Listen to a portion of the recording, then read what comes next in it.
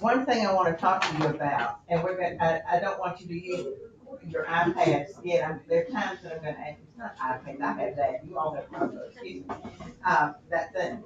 But what I want to do is, look, you've already started Hamlet. And and we're going to do Rosencrantz and Guild. Have you already studied Rosencrantz and Guildenstern? No, that is so good. You need to read Hamlet before, because Rosencrantz and Guildenstern are in Hamlet. And those of you who haven't done dramatic literature, Rosencrantz and Guildenstern are taken out of Hamlet and given a whole new identity. So it's kind of fun. I hope you have fun with it. All right, but that's for Jason Talton to go with you. But I will come back. I'm going to review Who's Afraid of Virginia Woolf and The Salesman with you, because I want you to, as you're reading Hamlet, the important thing is making connections. Oh yeah, Martha did that. Or, oh my gosh. I want you to make those connections. Now there are two, you're going to have, do we really need that? Anyway, I guess you do. But there are two things I want to remind you of before we start. IB does not have a sense of humor. It really doesn't.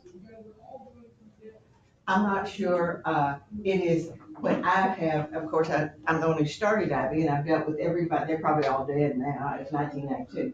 But every time I would talk to somebody and try to, be light with them, it was.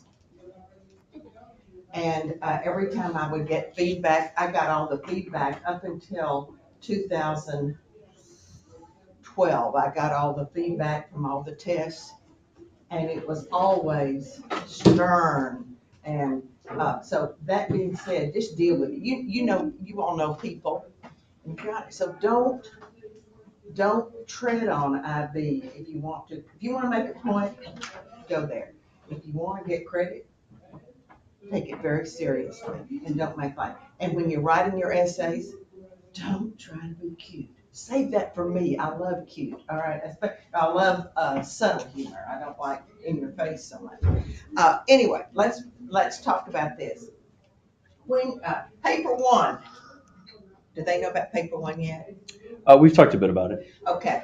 Paper one is new material that you've never seen before. You'll have a choice of a poem or a little piece of fiction. Most people look at it and just because of a knee jerk say, oh, I'm not going to write about the poem. Don't be that knee jerk. Sometimes the poem is the more available. Now, you might say the poem is easier, but I'm going to say more available. So make your choice. And when the same thing that we're going to get to paper two right now, and that's the four plays. But when you're doing, I'm going to go over this with you, my last day with you before you go into the test. When I kiss you goodbye and hug you, all right? Not goodbye, but when I send you to the test. Other side? Anyway, but in paper one, after you look at the poems and the essay, you've done this all year long. The key thing you're asking is, what is this? What's going on here? What's this about? And then how does the author deal with the subject? And then a corollary to why did, let's take an example. Why did the poet have the first, second, and third lines rhyme, and then the fourth and fifth not at all? You might say, you might be right, who cares? You want to say something about, you don't know the answer, but you might make a speculation. Now, enough on that. Now, these are the two things you need to remember about when you're writing about the plays. Do not go to summaries on the web. Do not ever, you think you can read them all, but I guarantee you IB has read it in every language possible. And the second they see one of those spoiled Americans not using their head or being mentally lazy, they will zap you like that. That's a little bit harsh on my part, but I'd rather be overly harsh than have you make that mistake. Don't go anywhere except the text and here. The text and here. Don't go to one in your brain. Don't go to one of those cliche discussions. Not, but I like reading them. And believe me, when I was making up quizzes, I had to read every single thing that was written. So, and some of them are just awful, but some of them are quite good. Now, the other thing is, know the text. Throw in the quote. Throw in. We're going to go over it. And as you read Hamlet, and as you are going to review these two plays today and tomorrow, I'll be here tomorrow. Make sure that you write. In fact, get out some paper right now. Get out. You have your place. Get out. I know you said you want to do it on the Chromebook, but I want you to do it on paper. Don't take quite a minute.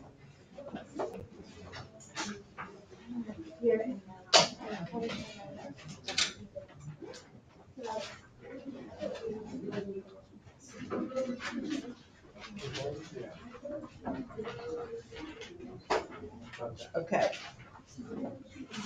And this is just for you to, anytime you hear anything that you think is important. Now, the first thing that, and it's going back to 7th grade theory of literature. Setting, what's the time and the place? This is important. We're going to get, for all three plays. Number one, which one of the, before we even start writing anything down, which one of these plays do you remember the least? Would it be Virginia Woolf or Salesman? Which one? Salesman, anybody? Salesman? Then why don't we start with that, and then when we talk about Virginia Woolf, we'll tie those in. Fair enough? All right, now, the time and the place. Open Salesman, right now, go to the first page of the Salesman. You have the characters, and then you have, where does it have the setting? Let's see. Behind the picture. Yeah, right. Here, I'm sorry.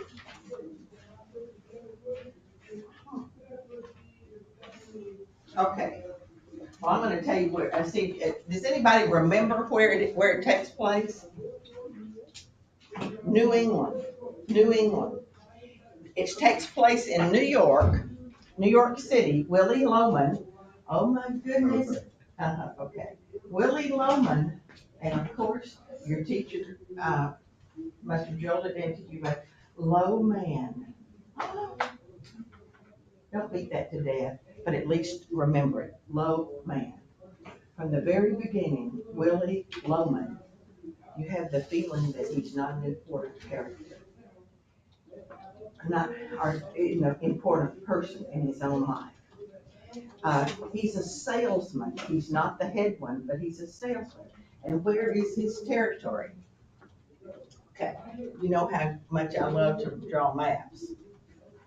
Okay, he lives in New York, but his territory is New England. Is that important? I don't know. You can make something out of it if you like, because New England was where the Pilgrims came in search of a new life, religious freedom, and new opportunity. Now, is that what Arthur Miller meant? We don't know. It's not important.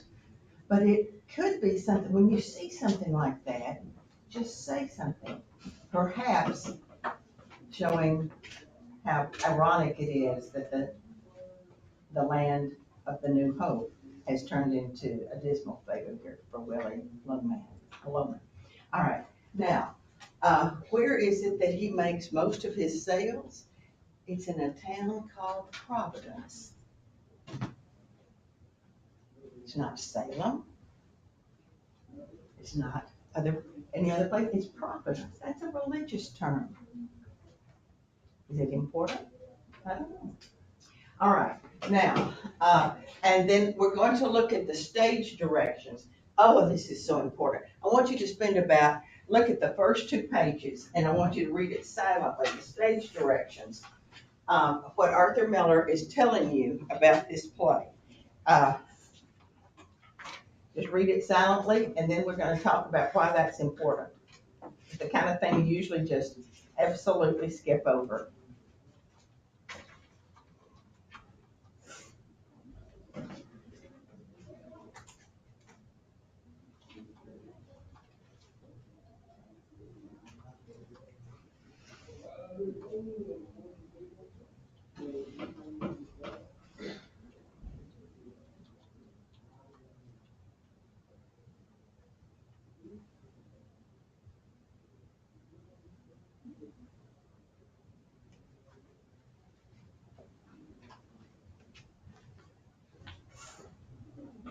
You don't have a copy of it? No. What? Oh, I know, borrow one. I'll bring it to you even.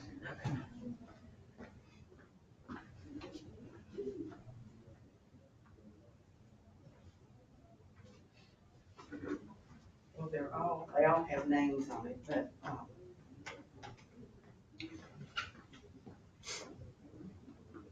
me just put this back.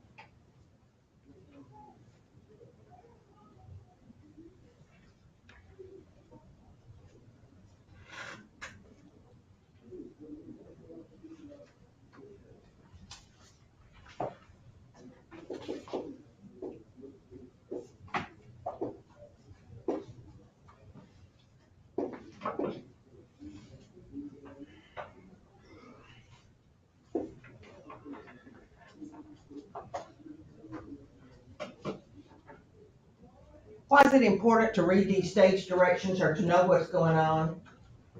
Why is it important? The author is telling you something here.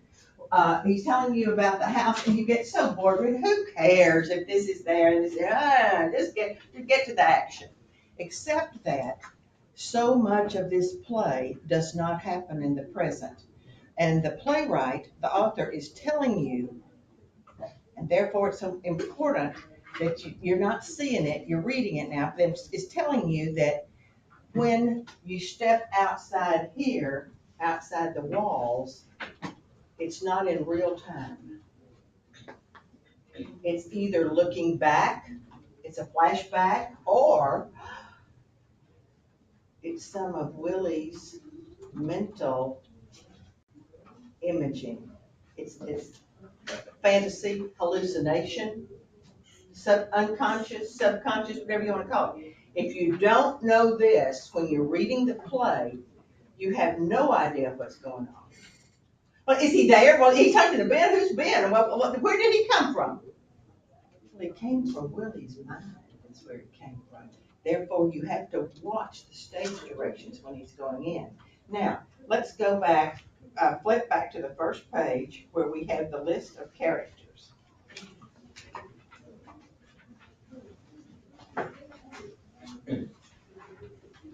And this is one time I'm going to ask you to write in your book. It's taxpayer money. You're not going to keep this, but whoever gets this next year will thank you. By Uncle Ben, it's about 2/3 down in the list of characters. Put a dash. Put a dash. That's all you need to put. Because Uncle Ben exists nowhere except in Willie's imagination. And every time he comes into the play, you have to realize that. Other than if you're, and sometimes he's even talking to Biff, the son, and Happy, the son. But you have to be sure that you know that it's all taking place in Willie's mind. Now, did it really happen? Was there a time when Uncle Ben visited them? I don't know. I don't know, but it's not important. I would say probably at one time, but let's just leave it at that. Okay, now, going through here, I want to talk to you about different motifs.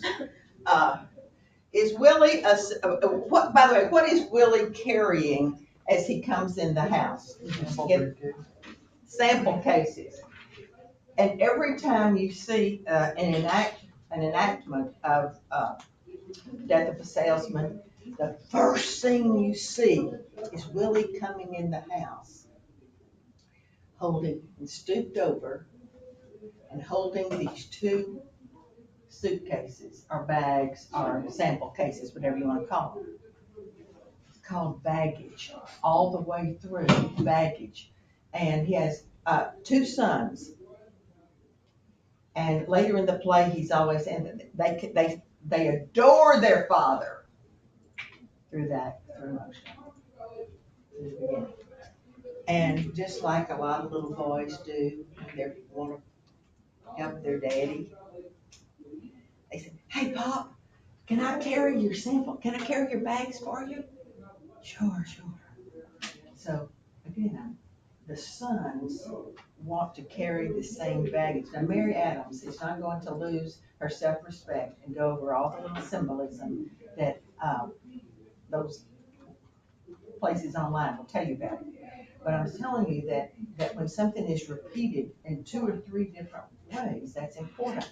So you ask yourself, what baggage does Willie Loman have? What has he been taught all his life? What baggage does he have? What is he trying to teach his sons? Now we're going to pass out something. What is it that, everybody take one of these. Sorry, Mr. Milton. I'm going to let y'all pass these around and I'll give you some more in just a second. This may look familiar to you. This is what you used last year.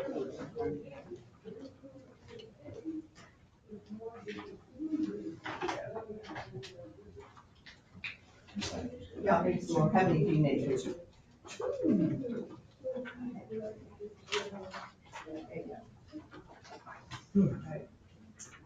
All right.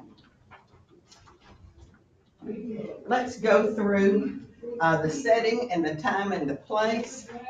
1950s. All right. Before, this is not in your play, but we're going to go to your background. Tell me what the United States was like in the 1950s. Not that you can have one word, but what do you know about the 1950s? We're just out of World War II, and babies. Babies, yes, the baby boom. Absolutely. What else? Who was president during 1952 to 60? Well, Truman was until 52, and then Eisenhower came to 52. And it was the time of celebrating who we were as a country. We had just become the leading power in the world. The United Nations had just been formed. NATO had just been formed. We were the leading influence in the Western world. And not only that, as far as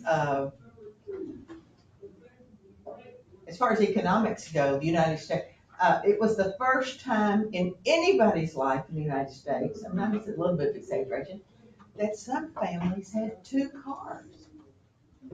I remember as a little girl, I was born in the early 40s, so I remember it.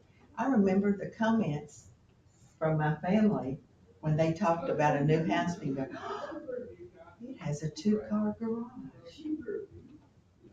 So that there was a lot of middle class financial security. Unemployment was almost unheard of. So that was the time of prosperity or expected prosperity. And let's look through here. The setting is New York with references to Willie's sales territory in New England. The characters, Willie, Linda, Biff, and Happy. And Uncle Ben is Willie's brother. And but let's talk about the two sons, Biff and Happy. Do you remember Biff and Happy at all? What is the main thing you remember about Biff, if you remember anything? Do you remember? I'm not trying to make you feel bad. I'm just trying to see what comes. Does anything come out of your unconscious? He wanted to be a business. Well, we're not sure he wanted to, but his father wanted him to. Have you ever heard of a father pushing a son? Well, I haven't, certainly, but it happens in this case. What else? What do you remember? What is his claim to fame? What is his father always bragging about? He was a war hero, wasn't he? No. Not baseball. Sports? Football. Biff was a footballer. But, you know, it's very interesting that you said war hero. Because after World War II, this was the burgeoning of the sports world being, it was used as a metaphor. When you talk about people coming from the war, he was decorated, he had a Purple Heart, he was a hero, he was this. Audie Murphy was the most decorated soldier in World War II, etc. But we didn't have we had little wars. Wasn't so little if you got killed. But we had Korea in the 50s, but it was a limited engagement. It wasn't a national mobilization. You were but anyway, so sports, and Biff was a football star. Now let's look at next characters. Next door is Charlie's family, including his son Bernard. Now Charlie is a successful businessman. Willie is not. And all through the play, when Willie comes home, Linda says, "How much money did you bring?" And she keeps telling, "We have a payment on the refrigerator, we have a payment on the car, we have a payment on this." And Willie never has the money, or the money that he says he has. Where does he get the money to make it to Linda, so Linda will think he's bringing home the right amount of cash? Charlie. He goes to Charlie every week for $5, $20. You might say that's not anything. Well, it'd be like $500 today. So Charlie is the one who is his friend, but it's a love-hate. Charlie feels sorry for Willie, but Willie, anybody you're indebted to is more successful than you. There's a love-hate relationship. All right, now, but this is where Willie says, "I'm so much better than you." He doesn't say it out loud, but he feels it. Because what's Charlie's son? He has one son. His name is Bernard. Bernard. Willie has a son named Biff. Just look at the names. Biff. Bernard. Biff's the football hero. Bernard is the student and the scholar. Now, we're going to get back to that in just a minute because it's a classic contrast to the play. Howard is Willie's boss, son of his former boss, and Howard fires Willie.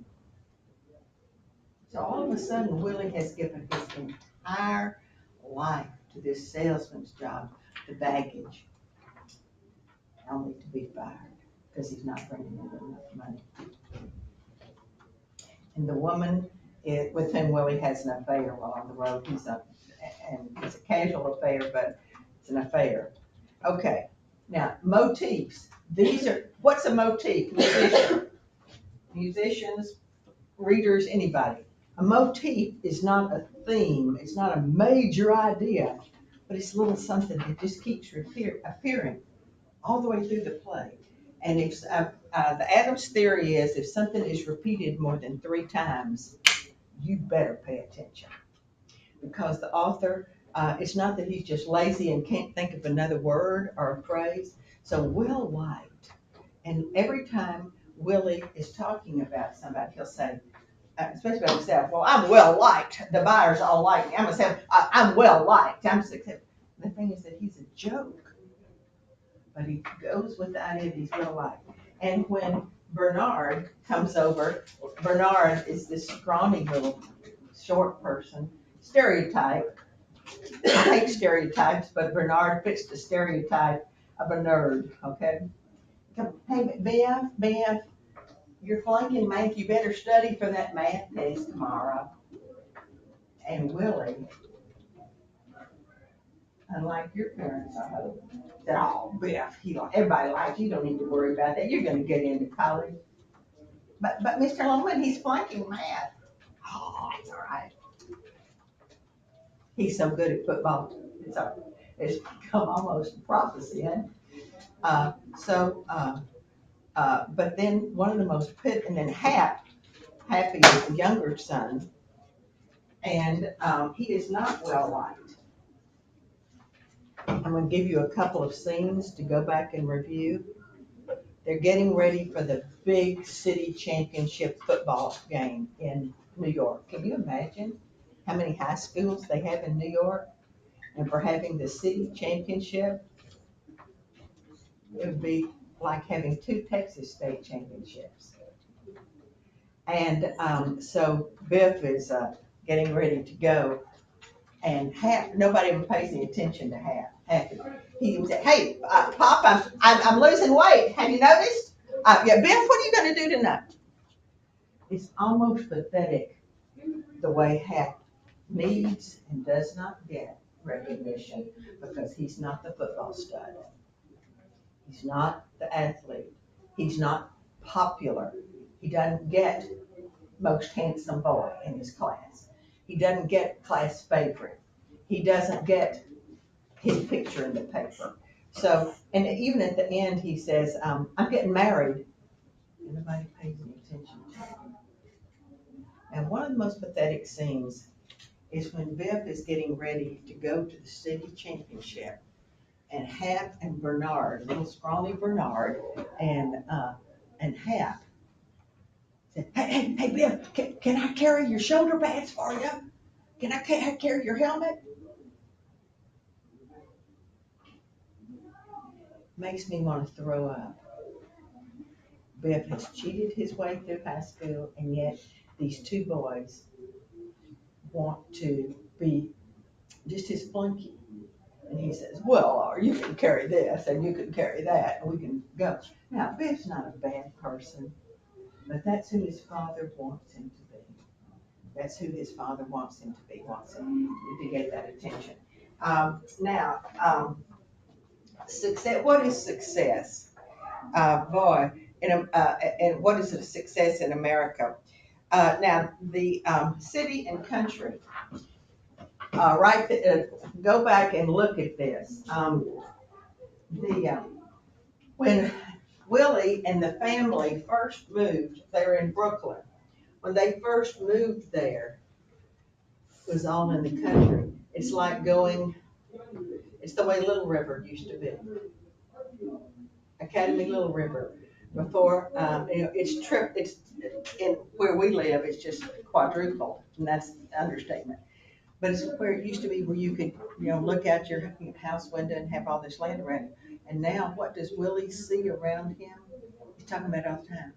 The apartment houses. It's been like all the city, and all these high rises around him. He looks up and he doesn't see any of the countryside around him anymore. He feels boxed in.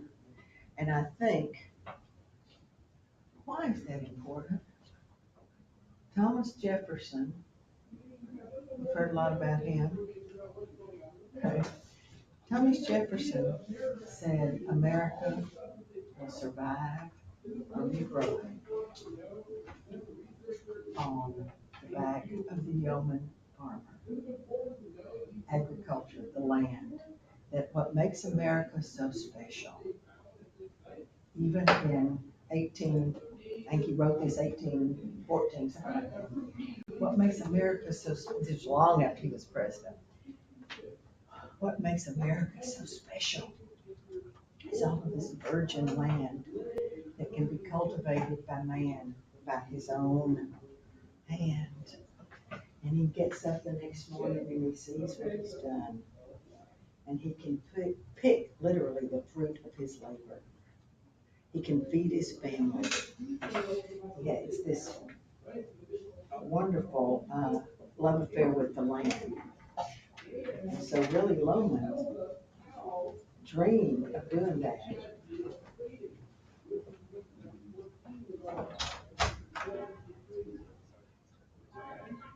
Willie Loman's dream of doing that, of course, he feels like to be a success.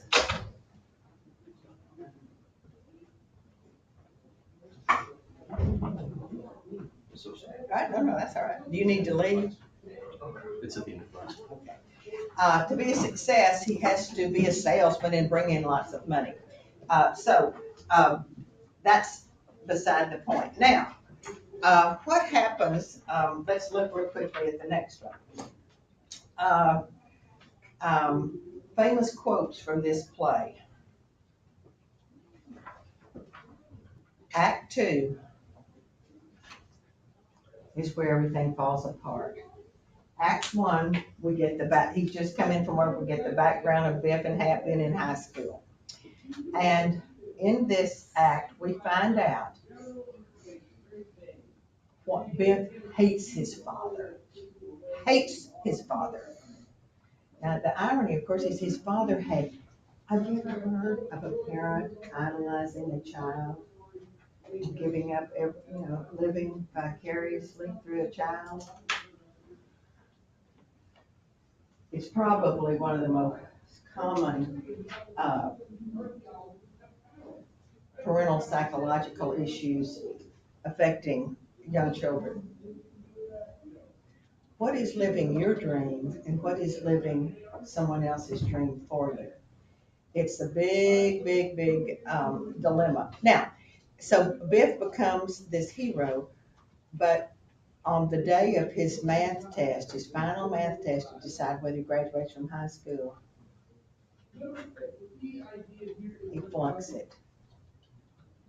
And one of the reasons he flunks it is the class is all out there, and as they're waiting for Mr. Birnbaum, the teacher, to come in, and Biff draws a funny caricature of him.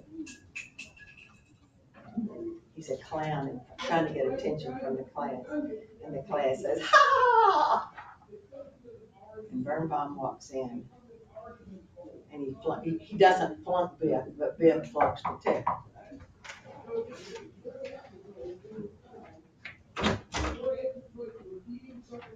This now? Okay.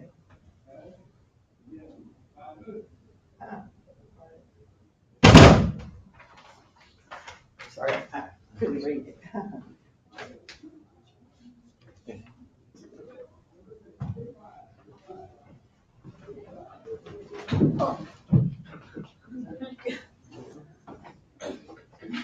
Do you have to go now? I probably do. Well, no, I mean, it's fine. I'm just waiting for you to leave. I don't want to. Huh? I don't want to. Okay. Anyway, okay. So then Biff goes up to tell his father, and goes up to where he's staying in Providence and says, "Hey, Dad, hey, Pop, let me tell you what happened. I was making fun of Mr. Birnbaum, and he flunked me." It's never, "I flunked."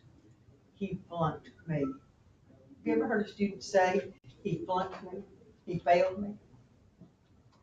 All right, he flunked me, but you come talk to him. "You're so good, Dad. You're well liked. He'll believe you." And then that's when he sees the woman in the room that Willie's having the affair with. And from that point on, it's the breaking of this perfect family. It's the breaking of that fidelity. And Biff leaves, goes off to work on a farm. My goodness, Thomas Jefferson would have said goodbye, but you shouldn't have. Flunked. He leaves and he comes back home, and he and his father hate each other. And he tells his father, "You filled me so much full of hot air that I was so special, that I was wonderful, that I was the hero, that I couldn't take orders from anyone." Oh boy. There's one way to spoil a child. And I got fired from every job I ever attempted. And didn't hear from me for so long. I was in jail in Texas. I stole a suit. I think that's what he said. I had been brought up to think I could get away with anything.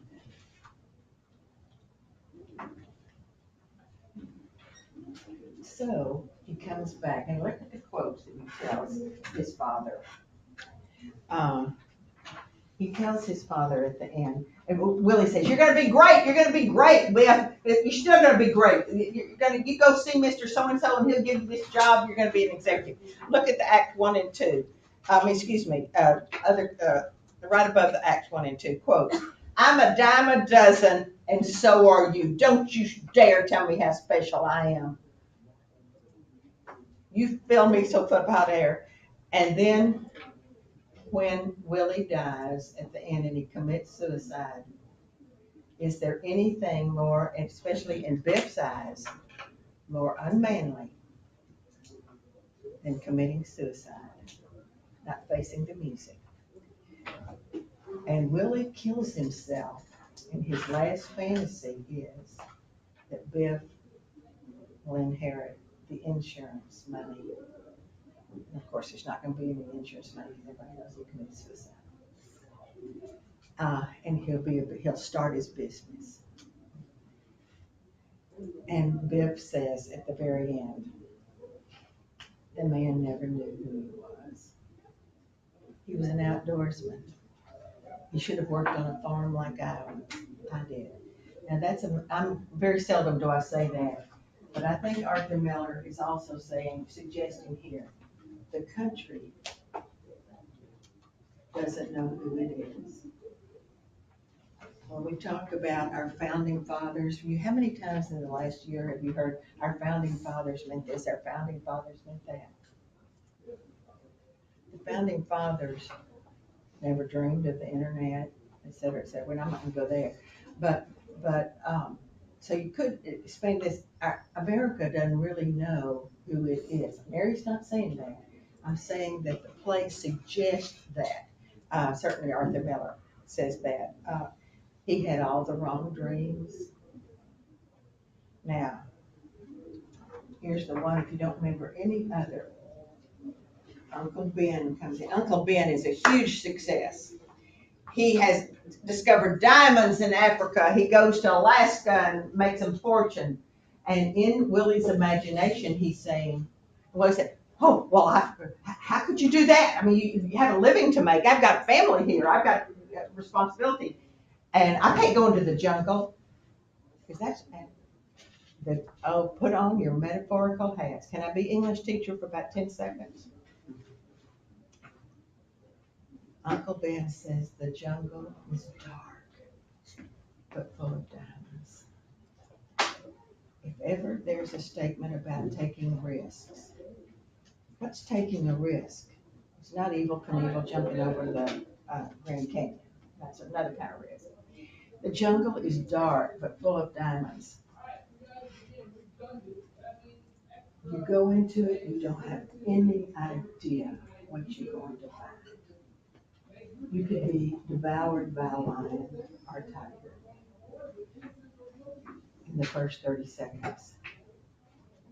Or you make it all the way to the most precious treasure of all. The jungle is dark but full of diamonds. Never, ever, ever was willing to take a risk of going to the unknown. All he wanted was security. Just give me a job and tell me where to go. Just give me a job. And of course, it ruined his whole life and his family's life. Okay. Now, look at the last. We have Act 1. We have Act 2, and I want you to go to the very end of the play. It's called Requiem. It's the last 3 pages of the book, of the play. 137. Okay, 137. Same in my book. That's good. Usually I have a different version. 137.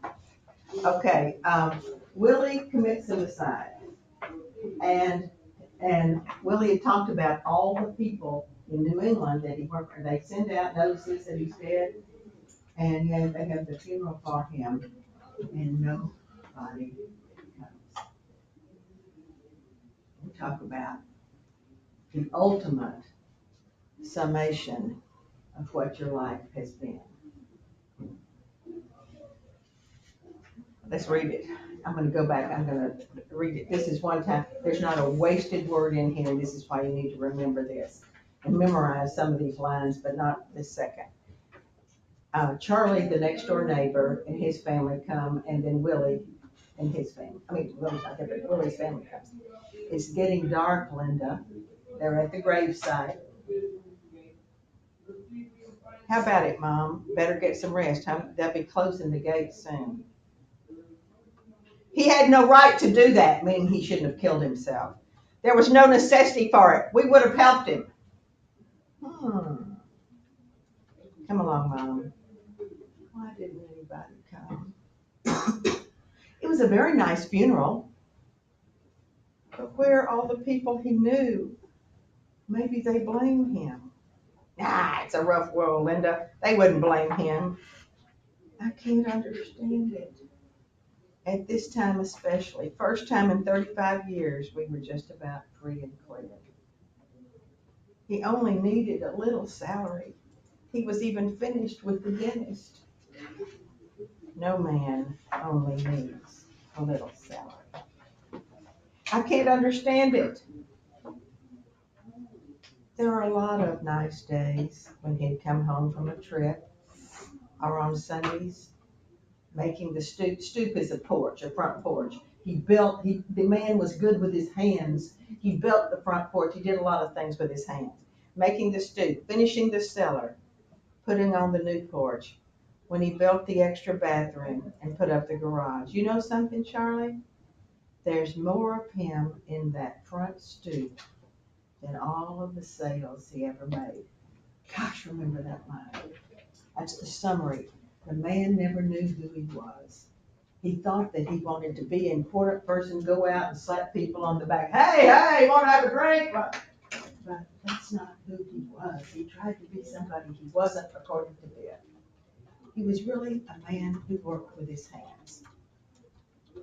He was so wonderful with his hands. He had the wrong dreams. All wrong. Don't say that! He never knew who he was. Nobody dares blame this man. You don't understand. Willie was a salesman, and for a salesman, there is no rock bottom to the life. He don't put a bolt to a nut. He don't tell you the law or give you medicine. He's a man way out there in the blue, riding on a smile and a shoe shine. And when they start not smiling back, that's an earthquake. And then you get yourself a couple of spots on your hat and you're finished. Nobody dares blame this man. A salesman's got the dream boy. He comes with the territory. Charlie, the man, didn't know who he was. Don't say that. Why don't you come with me, Happy? I'm not licked that easily. I'm staying right in this city and I'm going to beat this racket. The Lohman brothers. I know who I am, kid. All right, boy. I'm going to show you and everybody else that Willie Lohman did not die in vain. He had a good dream. It was the only dream you can have, to come out #1 man. He got it out here. This is where I'm going to win it for him. Let's go, Mom. I'll be with you in a minute. Go on, Charlie. I want to just a minute. I never had a chance to say goodbye. Forgive me, dear. I can't cry. I don't know what it is, but I can't cry. I don't understand it. Why did you ever do that? Help me, Willie. I can't cry. It seems to me that you're just on another trip. Last line of the play. We're free and clear. We're free. She's saying, I just made the last payments today. We're free. We're free. Now, you all read The Crucible, didn't you? Okay. The Crucible is a metaphor for what happened to Arthur Mann. You're not going to talk about this in your. All right. What I'm going to say now, take it away from the play, but I need for you to understand this, understand the play. You don't ever bring external information to your essay on the IV. Deal only with the text and your interpretation, period. Don't go to what anybody else has said, and don't go with, Arthur Miller was a famous playwright who was married to Marilyn Monroe. No. Don't bring any other information to the essay, but you need to know this. What's the Crucible about? When this play came out, because it was criticizing in its own way the capitalist system, free enterprise, because Willie, the low man, got trampled on, or he had the wrong drinks. And so, you know what McCarthyism is, don't you? The House Un-American Activities Committee. They brought him before it and sanctioned him. And that's why he wrote The Crucible. Because the hysteria of McCarthyism over this play was mimicked in the hysteria of the Salem witch trials. And that's why McCarthyism in the House Un-American Activities Committee was called a witch hunt. And now when you put both of these plays together, you can certainly see that. I want you to turn the page now, just a minute, go to the back. I'm so sorry, my awful notes, you can tell how pitiful I am. Okay. Turn to the back page.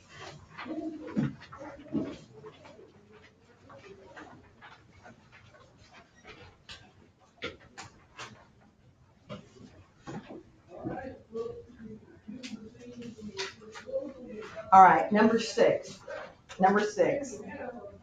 You're going to rank these statements. Let me go through them for you, and then you're going to rank them, because this is your opinion only. It is a play that portrays the conflicts that exist between illusions and reality. Illusions and reality. Now, Biff, what does Willie think he is? Are we all here? No, I'm sorry, it's the back page. Turn it back. Okay, let me see.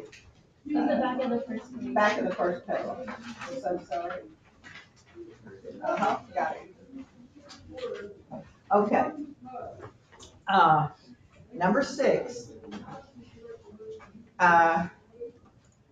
Just off the top of your head, I want you to rank these 1, 2, 3, 4, 5. Which is 1 is most important, and 5 is I don't even see this at all.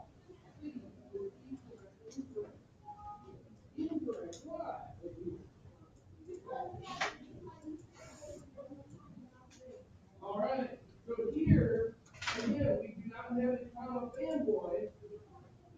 Is they paddle the surfboard out into it? Is that a loop frame? No. We'll pick up here tomorrow. Thank you very much.